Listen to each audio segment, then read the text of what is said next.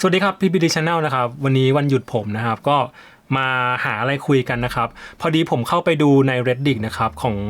ฟอรัม Mount Review นะครับเขาก็มีเว็บไซต์ของ Pro Setting นะครับซึ่งเป็นเว็บรวบรวมเกมมิ่งเกียร์ของ Pro Player จากเกมต่างๆนะครับเขาก็ได้มาโพสต์เป็นอินโฟกราฟิกนะครับเกี่ยวกับงานเมเจอร์ของ Counter Strike ที่บูดาเปสต์2025นะครับซึ่งอันนี้ผมขอออกตัวก่อนนะครับว่าผมไม่รู้เรื่อง Counter Strike เลยนะครับไม่ได้ดูแข่งด้วยนะครับแล้วก็ไม่ค่อยได้เล่นด้วยนะครับเพราะฉะนั้นข้อมูลทั้งหมดนี้ผมเอามาจาก prosetting.net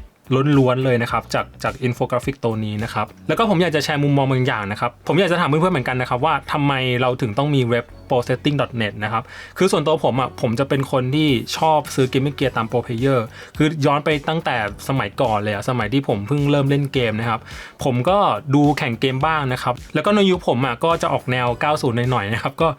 เป็นรุ่นเก่าแล้วนะครับสมัยนั้นที่ดังๆจะมีทีม Nearly God นะครับแล้วก็ผมติดตามเขาแล้วก็ผมพยายามจะซื้อเกมมิ่งเกียร์ตาม Pro Player ที่ผมชอบก็จะมี Viper Diamond นะครับจริงๆผมโตมากับพวกแก๊ง Viper Diamond แก๊งพี่วูเลยนะครับก็ดูมาตั้งนานแล้วนะครับแล้วก็พยายามจะหาเกมมิ่งเกียร์แบบที่เขาใช้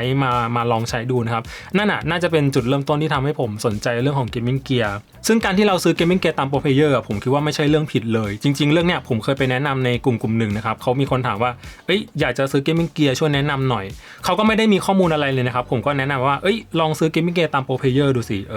แล้วก็แบบบางคนก็รู้สึกว่าไม่เห็นด้วยกับคำแนะนำของผมต่อต้านคำแนะนำของผมซึ่งผมคิดว่าสิ่งที่ผมแนะนำไปมันไม่ใช่เรื่องผิดการที่เราจะซื้อเกมมิ่งเกียร์ตาม Pro Player ผมคิดว่าไม่ใช่เรื่องผิดเลยเพราะว่าไม่งั้นนะครับเว็บไซต์ prosetting.net อยู่ไม่ได้หรอกนะครับเพราะว่ามันยังมีคนที่อยากจะได้เกมมิ่งเกียร์ตาม Pro Player จากเกมนั้นๆอยู่นะครับโอเค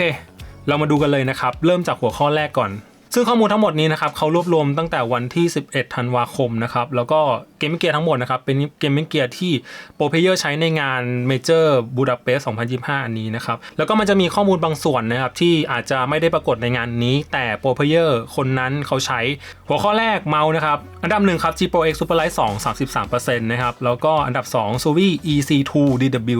10% แล้วก็ Superlight รุ่นแรก 9% นะครับอันดับ4 Viper VT Pro แล้วก็อันดับ5 Deader V4 Pro นะครับสังเกตนะครับทรง G Pro ได้รับความนิยมพอสมควรเลยแล้วก็อันนี้เซอร์ไพรส์ผมพอสมควรเลยที่มี Suvi EC2 ติดอันดับด้วยเพราะผมรู้สึกว่าโปรเคาน์เตอร์ส่วนมากเขาจะใช้สินค้า Suvi เยอะมากๆคิดว่าน่าจะเป็นเรื่องของอายุด้วยมั้งเพราะว่าโปรเคาน์เตอร์ส่วนมากจะแบบเป็นรุ่นใหญ่แล้วเขาก็จะมี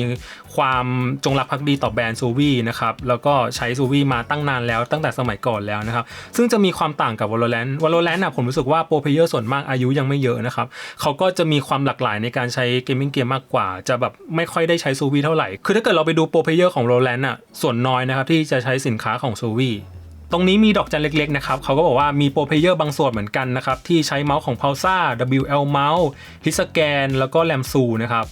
คีย์บอร์ดครับอันดับ1เป็น Wooting 80HE นะครับ 32% นะครับแล้วก็ Huntman VT Pro TKL 15% แล้วก็ Logitech G Pro X TKL Rapid 10% นะครับก็สังเกตนะครับส่วนมากเนี่ยเขาจะใช้เป็น Hall Effect นะครับเป็นคีย์บอร์ดอนาล็อกนะครับดอกจันตรงนี้ครับเขาบอกว่าจำนวนคนใช้งานคีย์บอร์ด Hall Effect อนาล็อกเนี่ยจะมีความใกล้เคียงกับปีที่แล้วนะครับมีจำนวนเพิ่มแค่ 3% เองนะครับถือว่าไม่ได้ต่างมากเท่าไหร่กับปีที่แล้วอีกหนึ่งเรื่องที่ผมแปลกใจพอสมควรคือเรื่องของแผ่นรองเมาส์ครับอันดับ1นะครับ QCK Heavy นะครับ 19% อันดับ2 Artisan Zero 11% แล้วก็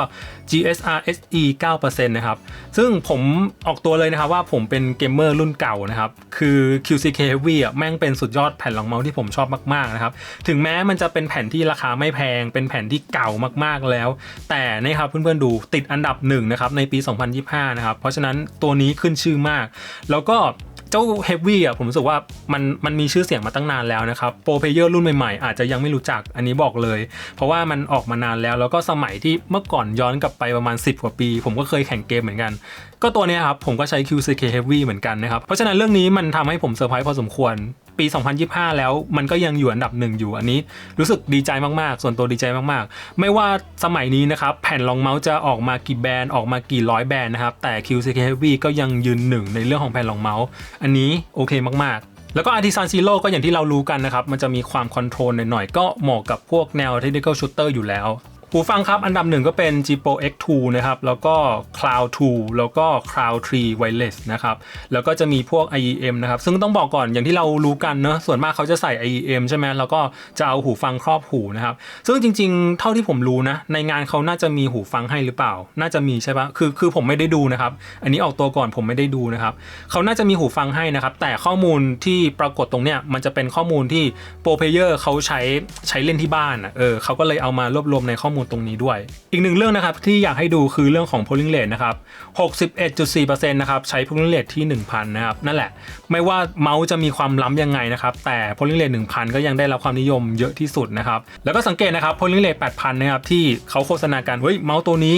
รองรับ polling rate สูงสุดที่ 8,000 แต่ pro player ใช้จริงๆนะครับ 3.8% นะครับซึ่งถือว่ายังไม่นิยมเท่าไหร่นะครับแล้วก็ DPI ครับ 53.2% ใช้ที่400 DPI นะครับเรื่องของจอมอนิเตอร์ครับซูวี่ก็ยืนหนึ่งนะครับแต่จริงๆในงานเขาก็จะมีมอนิเตอร์ของเขาเนอะอันนี้น่าจะเป็นข้อมูลที่โปรเพลเยอร์เขาใช้อยู่ที่บ้านนะครับส่วนมากก็จะใช้แบรนด์ของซูวี่กันแล้วก็นี่พวกค่าต่างๆของจอนะครับ refresh rate เนี่ย 40.8% ใช้ที่360 Hz นะครับซึ่งเป็นค่ามาตรฐานใหม่ในยุคนี้แล้วนะครับแล้วก็นี่เป็นเรื่องของเก้าอี้นะครับที่โปรเพลเยอร์เขาใช้นั่งที่บ้านนะซึ่งอันนี้น่าจะเป็นเกมมิ่งเกียร์ที่ในงานเขาซัพพอร์ตนะครับก็จะเป็นรุ่นพวกนี้ก็ผมขอโฟกัสไปที่เมาส์แล้วกันนะครับนั่นแหละซูเปอร์ไลท์ยังยืนหนึ่งนะครับแต่มีอีกข้อมูลหนึ่งที่อยากนำเสนอเหมือนกันนะครับจากข้อมูลที่เรารู้กันส่วนมากโปรเพลเยอร์ก็จะใช้อยู่ไม่กี่รูปทรงคือรูปทรงของ G-Pro กับรูปทรง Viper ถูกไหมครับแต่คู่ชิงในงานนี้ครับทีม FaceCam กับ Vitality ครับทั้ง2ทีมนะครับไม่มีใครใช้เมาส์รูปทรงนี้เลยไม่มีใครใช้เมาส์รูปทรง G-Pro เลยไม่มีใครใช้เมาส์รูปทรง Viper เลยอันนี้เซอร์ไพรส์ผมพอสมควรครับไปดูกันแต่ละคนเขาใช้เกมมิ่งเกียร์อะไรคนแรกนะครับจากทีม FaceCam ครับใช้เป็น Final Mouse Ultra Light Property Screen Classic นะครับไซส์ Classic คนที่2ครับใช้เป็น WL Mouse Beast X Max นะครับคนที่3ครับคนนี้ดังเลยเขาใช้เป็น Dedicator VT Hyper Speed นะครับก็คือ Dedicator Mini นั่นแหละอันนี้จริงๆคนนี้เขาตัวใหญ่แล้วก็น่าจะมือใหญ่นะแต่เขาใช้เป็น Dedicator Mini ก็น่าจะถนัดเขาแหละแล้วก็ทวิสต์ครับขวัญใจผมเลยคนนี้โคตรเท่เลยใช้เป็น Game Gear XM2W 4K V2 นะครับเวอร์ชัน2นะครับFrozen คนนี้ครับใช้เป็น Dedicator V4 Pro Black นะครับคือตัวใหญ่ครับ Dedicator ตัวใหญ่แล้วก็ทีม Vitality ครับไซวูใช้เป็นเมาส์ของเขาครับ Pulsar ไซวูหรือชุดเส้นเมาส์นะครับคนนี้ใช้เป็น Waxy XE V2 ครับคนนี้ครับ EC2DW สีเกรย์ครับสีเทาเหรอเขาบอกว่ายังไม่วางจำหน่ายด้วยตัวนี้แล้วก็คนนี้ครับ Waxy E1 นะครับซึ่งเป็น Waxy ทรงมือขวา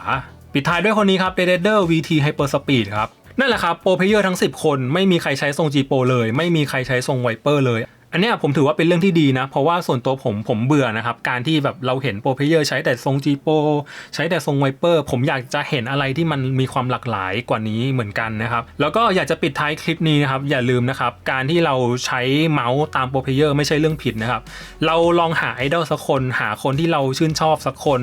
หาคนที่เราชอบสไตล์การเล่นของเขาสักคนหนึ่งครับแล้วเราก็ลองดูว่าเขาใช้เกมมิ่งเกียร์อะไรนะครับการที่ใช้แบบเขาไม่ผิดนะครับแล้วก็ปรับให้เข้ากับการเล่นของเรานะครับผมคิดว่าสิ่งนี้เป็นสิ่งดีมันจะเป็นการสร้างแรงบันดาลใจอย่างหนึ่งนะครับมันจะทำให้เรามีความกระตือรือร้นเราอยากจะเป็นแบบเขาเรามีเขาเป็นไอดอลซึ่งสิ่งนี้ผมคิดว่ามันเป็นแรงขับเคลื่อนที่ดีมากๆนะครับสำหรับการเล่นเกมของเรานั่นแหละฝากไว้นะครับแล้วก็ถ้าใครสนใจเรื่องนี้ครับพิมพ์ไว้ใต้คอมเมนต์แล้วกันว่าโปรแต่ละคนใช้เกมมิ่งเกียร์อะไรแล้วเราชอบคนไหนประมาณนี้นะครับ